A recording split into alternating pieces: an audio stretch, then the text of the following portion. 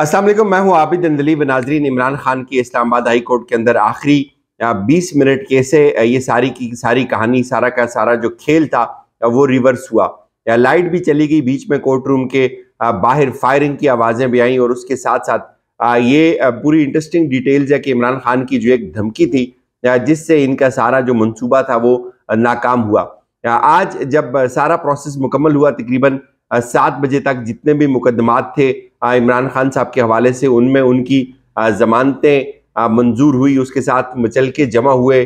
फिर जो एक इशू वहाँ फेस किया जा रहा था वो ये था कि डॉक्यूमेंट्स जो हैं वो क्यों इमरान खान के वकला की जो टीम है उनको नहीं दिए जा रहे। जब आपकी जमानत हो जाती है तो अदालत आपको एक डॉक्यूमेंट देती है जिसके ऊपर आपकी बेल जो है वो कंफर्म होती है।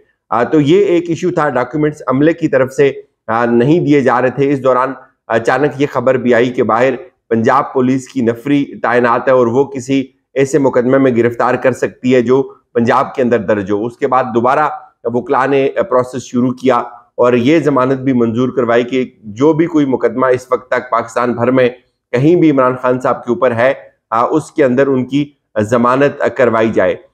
ये प्रोसेस जब शुरू हुआ तकरीबन 8 बजे तक ये भी मुकम्मल हो गया और उसके बाद अचानक से जो है वो बाहर फायरिंग की आवाज़ें आना शुरू हुई। उसके बाद जो सूरत हाल थी वो तेज़ी से तब्दील होती हुई नजर आई। एकदम से जो इस्लामाबाद हाई कोर्ट की जो बिल्डिंग है, कोर्ट रूम नंबर 3 के अंदर जहां इमरान खान को रखा गया था, उसके बाहर जो रेंजेस थे उनको तैनात कर दिया गया, पुलिस फोर्सेस को लगा दिया गया उसके बाहर।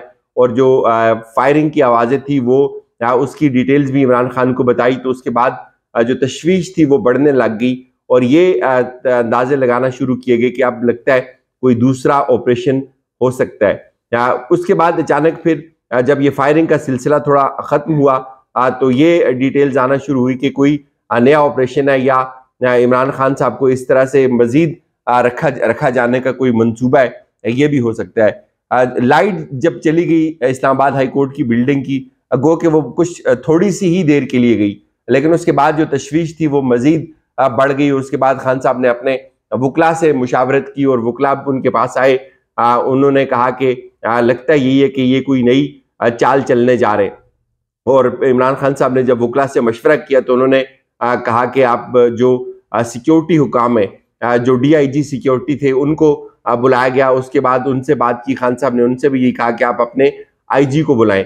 कुछ देर बाद जो IG थे वो भी आ गए और ये तय हुआ कि इमरान खान साहब अब लाहौर जाएंगे।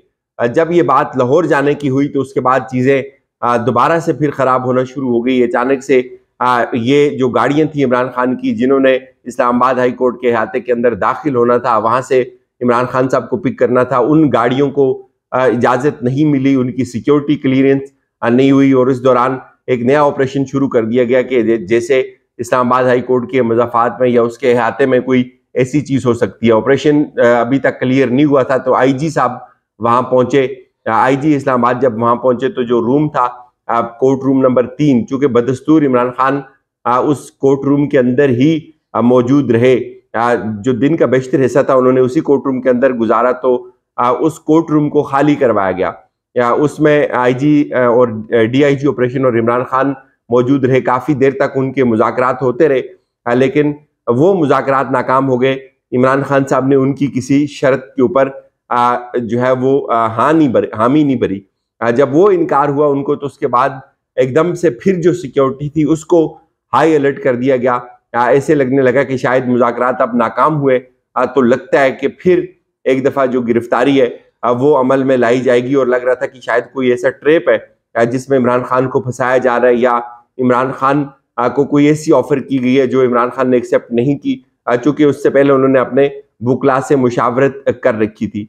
उसके बाद चीज़ें मजीद गंभीर हुई तो खान साहब ने एक हिकमत अमली इख्तियार की। उन्होंने ये कहा कि मैं 15 मिनट देता हूँ, मेरे जो रास्ते हैं, जो सिक्योरिटी है उसको क्लियर किया जाए और वरना मैं जो है वो एहतजाज की कॉल दे दूंगा।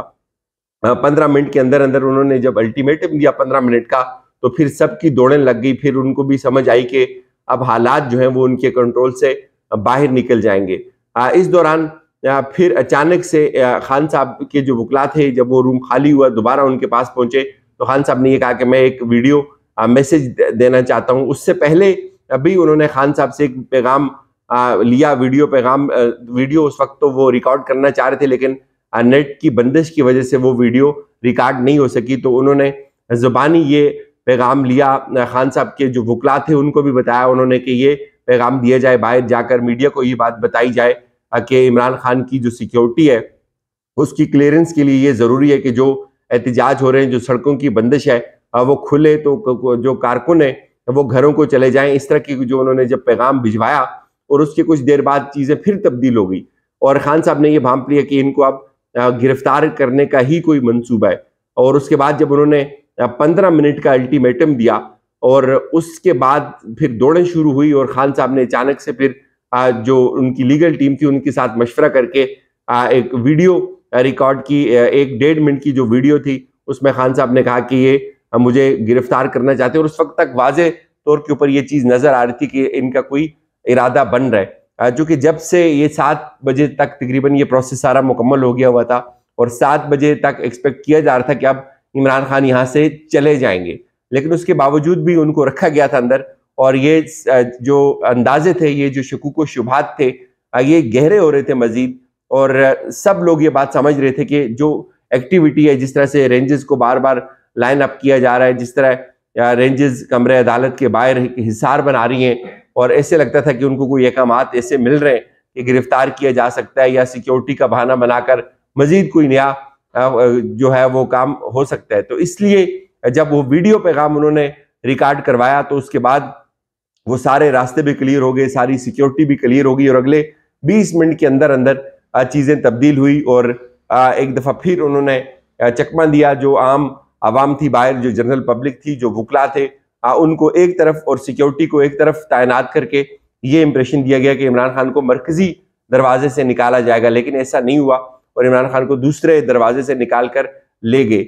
और फिर अब जो है वो इतलात ये आ रही है कि जिस गाड़ी में उनको लेके गए वो गालिबन कोई मर्सिडीज गाड़ी थी, कुछ कह रहे हैं IG इस्लामाबाद की गाड़ी थी। बहरहाल अब उनको लाहौर की तरफ रवाना कर दिया है। अब आखिर पे मैं ये बात आपको बताऊं कि ये जो आर्मी चीफ साहब के हवाले से इमरान खान साहब की जो अभी चीज़ें सामने आ रही हैं, ये दिन को बेसिकली जब कोर्ट रूम के अंदर ही सवाल जवाब शुरू हो गए, 3 4 5 हार्डली 5 साफ़ी हुए होंगे उस वक्त जो अंदर कोर्ट रूम में 1-2 इंटरनेशनल मीडिया के थे, मतीउल्लाह जान भी थे और एक जियो के साफी एजाज सैयद, वो इमरान खान से कोई बातचीत कर रहे थे। तो इस दौरान अचानक से मैंने भी उनसे ये सवाल किया कि ये जो अभी आर्मी चीफ साहब के और आपके दरमियान एक जो कशीदगी है ये कैसे कम हो सकती है। तो इस पे उन्होंने ये जवाब दिया था और मैंने वो जवाब मेरी ट्विटर की टाइमलाइन के ऊपर भी है।